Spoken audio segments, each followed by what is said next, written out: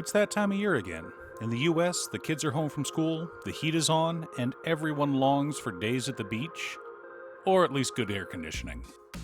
It also means a new season of anime. Let's discuss the ones I'm excited for. Maybe you'll find a hidden gem as well. Welcome once again to Musings by Danon. If you're new here, welcome. My name is Danon. I'm currently reading over 600 manga and light novels, and my two favorite genres are fantasy and romance. Due to that, I've read most of the manga or light novels that the upcoming season of anime are based on. Not all, though. Let's start by talking about the upcoming sequels. There are a few big names coming out that I either haven't had the time or been in the mood for. Oshinoko is hugely popular, but also fairly dark. And I haven't been in the right headspace to watch dark shows, which is why it and the other big sequel this season, Tower of God, will not be ones that I watch. Maybe someday, but not in the near future. But we do have two other sequels that I'm very excited for. Fairy Tail 100 Years Quest is a continuation of Fairy Tail written by Masahiro Hiro, but drawn by Atsuo Ueda, Hiro's former lead assistant on Fairy Tail. It tells the story of a quest that has been unfulfilled for 100 years, despite many other guilds trying in the past. But the strongest team, Natsu, Lucy, Gray, Urza, and Wendy, team up to take on this quest. Can they accomplish what no one else has been able to do in a century? Of course they can. They're Fairy Tail, and they will use the power of friendship and violence to solve any problem. Don't get it messed up. I love Fairy Tail. It is my definition of a fun but bad anime. I'm very excited to see this anime come back and can't wait to share it with my kids. The next sequel is also near and dear to my heart because I'm a sucker for Shakespeare derivatives. The story is about the most powerful witch from a nation of magic users fighting against and falling in love with her rival, the lead mage hunter from an empire of technology. The title is Our Last Crusade or The Rise of a New World. The two of them kinda sorta team up because both of them want one thing: peace. But warmongers from both sides keep the conflict going. I fell in love with this series when it first aired and am planning on reading all the light novels it's based on. I just haven't had the time yet. We'll get there though. Before we get to the rest of the recommended series, a quick word from today's sponsor, Temu. I'm sure you've already heard of Temu, but maybe you haven't ordered anything from them yet. If not, don't worry, they're not as bad as Wish.com. I've ordered plenty of things from them over the last few years and haven't had a bad experience. If you're wanting unique products for very cheap and to help support the channel, click the link down below. Yes, they even have anime figures. I wanted to break the remaining recommendations into two categories: romance and fantasy/isekai. Unfortunately, one of the series I'm excited to watch fits into both of those categories, so we'll start with that one.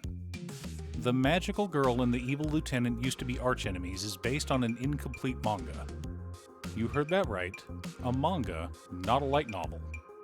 Animated by Bones, one of the top animation studios in the world, it tells the story that you see in the title.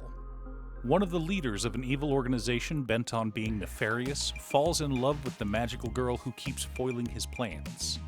I went ahead and read the first couple chapters of this manga, and it is just as adorable as I expected it to be. Of course, the animation will be over the top. Bones, what did you expect? The last romance made by Bones that I watched was Snow White with the red hair, and everyone remembers how phenomenal that series was. Next up, one that comes very highly recommended is Pseudo Harem. This is the story of a senpai about to graduate and the kohai who doesn't know how to express her feelings to him. One day, the senpai bemoans the fact that he never had a harem situation. He never got to be the popular main character, and now he's about to graduate. So his kohai becomes his harem.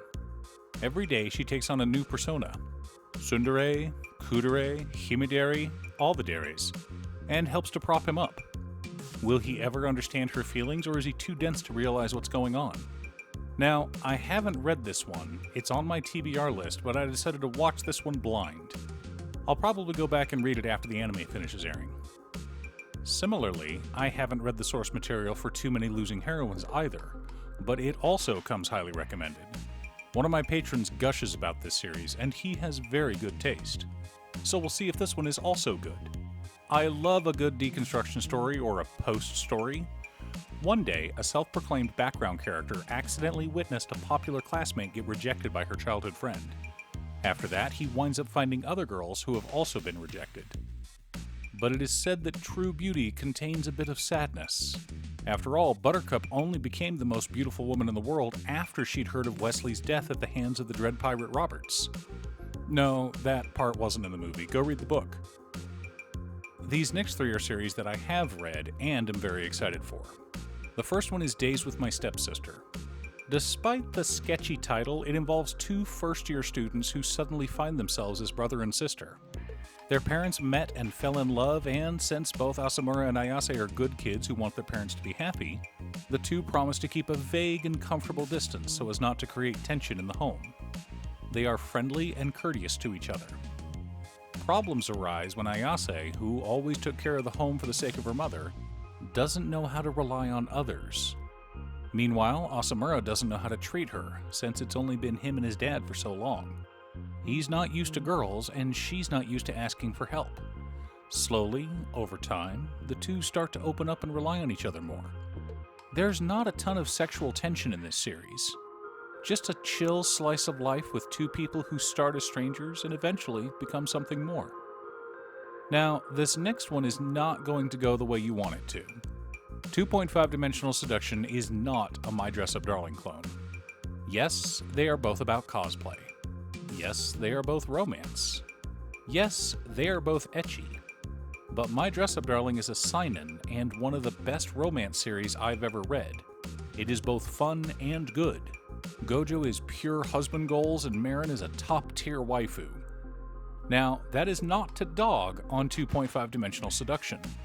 This series is adorable, but while My Dress Up Darling is a seinen romance, a story written for adults with more nuanced characters and subtle storytelling, 2.5-Dimensional Seduction is a shonen harem rom-com. The story and plot are a bit more basic, and the characters are a lot simpler. Easier to understand goals. Let me explain. Our main character, Masamune Okamura, is an otaku who neither trusts nor likes real women. Any girl who exists in the 3D world is not worth his time. The only perfect girl in this world is Liliel, the angel from his favorite series. As a second year, all of the senpai in his manga club have graduated, so he is the last remaining member. The start of a new school year brings a fresh batch of first years, and with them, Rarisa Amano. A fellow otaku, she is also in love with Liliel. So much so that she wants to cosplay as her. When Okamura is finally confronted face-to-face with his waifu, how will he cope? Will he be able to love a 2.5-dimensional character? A 2D character brought to life? Amano's sewing skills are so good that it seems like Liliel has leapt right off the page and is now here, in the manga club room. As I said, this is a harem series. So in addition to the main girl, you have the tsundere childhood friend, the shy kudere, and the gyaru. They all wind up cosplaying together, with Okamura taking their photos. But where does the story go from there? As I said, this series is a shonen. So to become the best cosplayer, you must defeat the other cosplayers in battle. You must embrace your love for your character so much that the fans and photographers flock to you, proving that you are one of the heavenly queens of cosplay. No, I'm not making this up.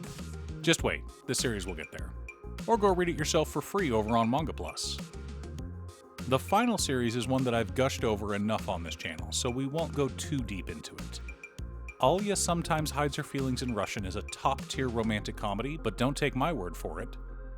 Yoshikawa Miki, author of A Couple of Cuckoos and Yamada-kun and the Seven Witches, has praised this series as well. I've read all 4 of the light novels twice, and eagerly await Volume 5 when it gets translated this August. Yes, I've read Volume 4.5, but that's just a series of short stories, and I'm not sure how much of that will be adapted. In fact, I'm not sure where they'll end the anime. It wouldn't surprise me if they ended at Volume 4. And if you're caught up with the series like I am, you'll know how big of a bomb that would be. For those who haven't read the series and have no idea what I'm talking about, Alia, Alisa Mikhailovna Kujo, is a half-Russian, half-Japanese girl with the nickname of the Solitary Princess.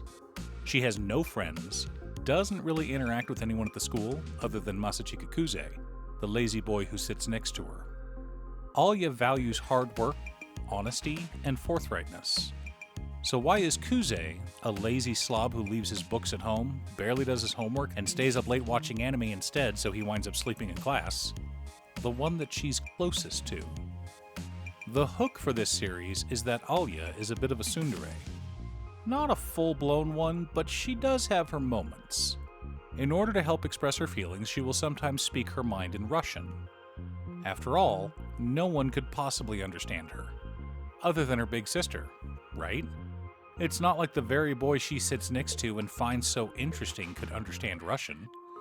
Except Kuze's grandfather is obsessed with Russian culture, and Kuze learned Russian at a young age. But he doesn't say anything. After all, how do you respond to the school's solitary princess calling you a cutie out of nowhere?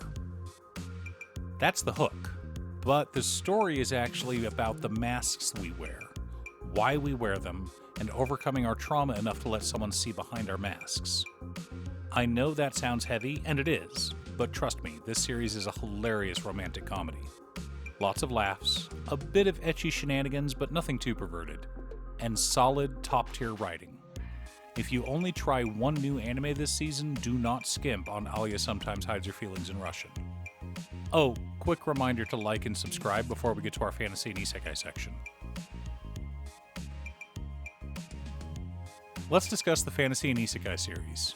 The first one is one that no one asked for, but we're still curious about: Isekai Suicide Squad. Harley Quinn gets sent to another world, along with other members of the notorious Suicide Squad. Why? Because Amanda Waller said so. Crazy girl with a giant hammer versus orcs. I'm here for it. Next up, the ridiculous comedy Plus-Sized Elf. This is a reverse isekai where fantasy creatures can come to Earth. Only Earth food is a lot tastier than food from their world. Have you ever tried French fries? Well, one elf becomes obsessed with them. Only the portal won't let her go back home because now she's gained too much weight. In order to get back home, she's got to lose that weight. But that means no more French fries. What's an elf to do? The last series I wanted to talk about is Failure Frame, I Became the Strongest and Annihilated Everything with Low-Level Spells. Yes, this is another isekai based on a series of light novels, but I assure you, you will like this series. An entire class is summoned by a goddess and is granted powers to help save the world from the Demon King. Only the powers and levels they received are randomized. In order to exert control over the heroes, the goddess casts down the weakest of them, Momori Toka. He's just a useless E-rank with garbage skills. Debuff skills like Paralyze and Poison only have a 10% chance to actually resolve. Most targets resist them. Imagine you're playing Dungeons & Dragons. You've got 2 spells, but you need to roll a 19 or 20 in order for them to hit. That's an unmodified 19 or 20. Now, imagine that you've got a second skill that was overlooked by everyone, one that allowed a guaranteed hit. Now you never miss, so long as you're in range. So even though Momori was banished to a dungeon from which no one has returned alive, he might just be able to make it out. This is a dark series. Do not expect a light and fluffy isekai. We learned a bit about Momori's backstory. His parents were psychotic and abused him harshly as a child. This caused him to exhibit sociopathic behaviors. But one day, his parents were arrested and he was placed in foster care with a loving couple. Eventually, he learned to trust people. Momori was able to move past his violent and dark past and become a productive member of society. He was even starting to make friends at school. And then the goddess threw him away like he was trash. So now, all Momori wants to do is kill that goddess. And I, for one, hope he does. Because if you think the goddess in Tsukimichi Moonlit Fantasy is bad, you ain't seen nothing yet. Thanks for tuning in. Once again, a huge shout out to my editor Cutestuff. I couldn't make these videos without her. If you'd like to hire her to edit your own videos, she can be reached at cutestuff.edits at gmail.com. Link is down below. If you're looking for ways to support the channel directly, you can head on over to patreon.com/Danon. There are several tiers to choose from. You can pick an anime or manga for me to do a video about, or you can join our monthly manga club. I also wanted to give a quick shout out to all of my patrons: Waffles, Jiraiya, Danny, Muffins, Marcus, Brett, Roxy, Sean, Mark, Borgie, Nazwin, Midge, Alex, Conga, Aaron, Chris, Robert, Austin, William, Pi, Turner, Triz, Scott, and Cazares. You guys are awesome. I post anime or manga videos often, or you can click here to watch additional videos. Again, thanks for watching, and I'll see you all again next time on Musings by Data.